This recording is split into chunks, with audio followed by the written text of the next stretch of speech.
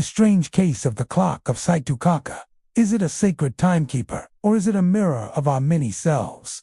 What does this strange mechanism, with its 27 dials and 18 hands, mean? And where did such an unusual clock even come from? This is what we'll find out today. We do not know for certain when exactly the mysterious clock, called the Suyt'u Qaqa, was made. But the first written mention of it dates back to 1922. At that time, British explorer and archaeologist Sir Arthur Keith discovered it in the ancient Tibetan city of Guje, also known as the Little City of 1,000 Buddhas. It's located in the remote southwest of China, far away from civilization. The place served as the capital of the ancient kingdom of Ru, which existed there between the 7th and 14th centuries. It's said that before being abandoned, the city had around 1,000 Buddhist monks living there, who practiced a tantric form of Buddhism. They were also interested in astronomy and astrology, and it's believed they created the mysterious clock we're talking about today. It was named the Suyt'u Qaqa by Keith. However, he didn't spell it correctly. The correct spelling would be Suyt'u Qaqa or Suyt'u Qaqa. We also know much about the history of the clock, because the explorers who found it could decipher the language of the script covering it. So far, no one has been able to say with certainty what all the symbols and signs on it mean. But over the years, several theories have emerged. In general, the scientists who deal with the clock assume that the 3-meter-tall and 360 kilograms heavy device shows not only the time but also astrological data, such as moon phases, positions of constellations, or even the movement of planets. Other experts believe that the device serves as a kind of calendar or even an astronomical clock. However, it's also possible that the huge clock is nothing more than a ritual object used during ceremonies or a teaching aid for the followers of S. The time display was probably only secondary here.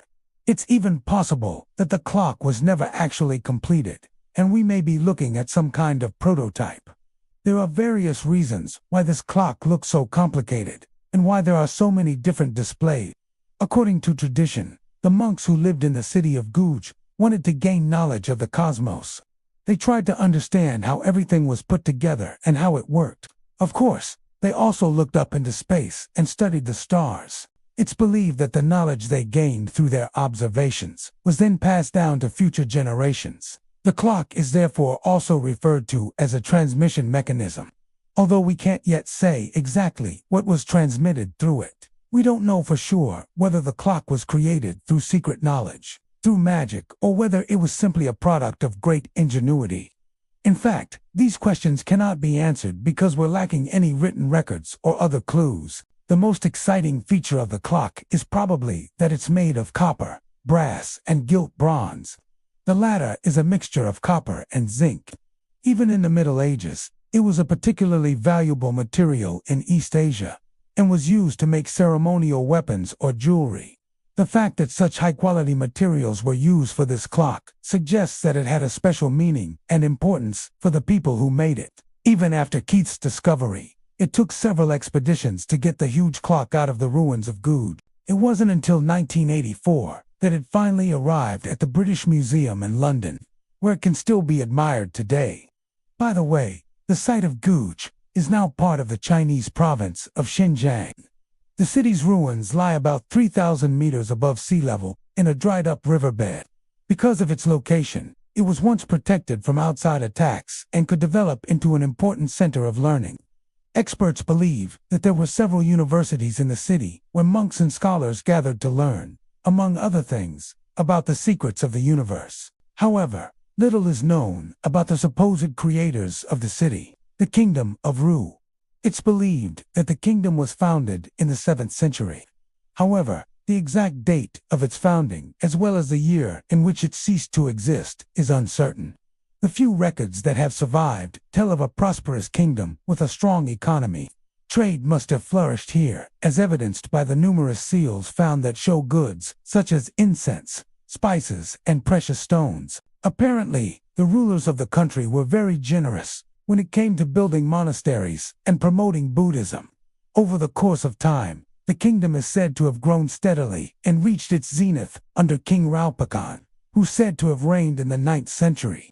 Under his rule, the city of Guj is said to have been built. According to legend, the king was able to unite many tribes and thus lay the foundation for the prosperity of his state.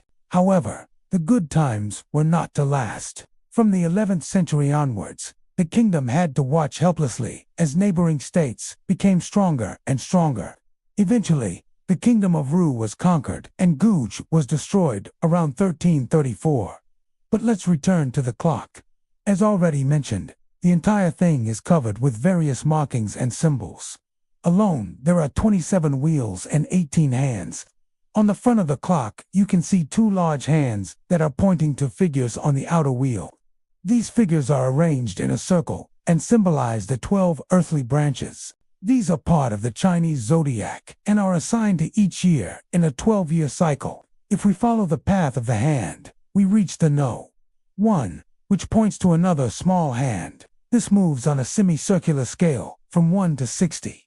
This is a so-called Ganita.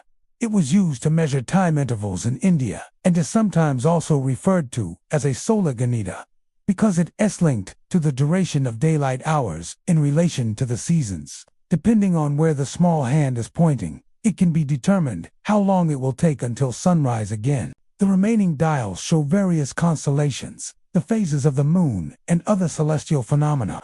To find out what the rest of the dials mean and what the clock was actually used for, we'd have to decipher the writing system used. Unfortunately, this hasn't been possible so far. For example, we don't know exactly what the 2 sphinxes on the sides of the clock represent. They are supposed to guard the sacred mechanism like mystical gatekeepers, and should remind us of the transience of life. Whether this is really the meaning behind the sphinxes remains uncertain. At the top of the clock, you can see another hand that's moving on a graduated arc. There it rotates once every 27 days, the length of a sidereal month. The corresponding symbol above the hand is supposed to represent the moon. There are many other markings on the clock that we don't know the meaning of. Perhaps further research will provide more clarity. Another remarkable thing about the clock is that it's constructed according to the principle of modular design. This means that the individual parts of the clock are largely identical and can therefore be easily exchanged if necessary. This makes maintenance work easier and allows us to assume that the clock was created using drawings or templates. It's entirely possible that the creators of the clock produced it based on the principle of trial and error. So far, we've talked about the front of the clock, but the structure also has a back wall. It's decorated with relief-like figures, including one showing a human face. On the other hand, there are 4 round dials on the back that indicate the main time, probably the time in Guj. The rest of the symbols are unknown. What's also puzzling is the fact that there are no gears inside the clock, only weight-driven escapements. Incidentally, the clock was wound up every 2 hours. This posed a great challenge for the monks, who kept watch at night and had to turn the weights by hand.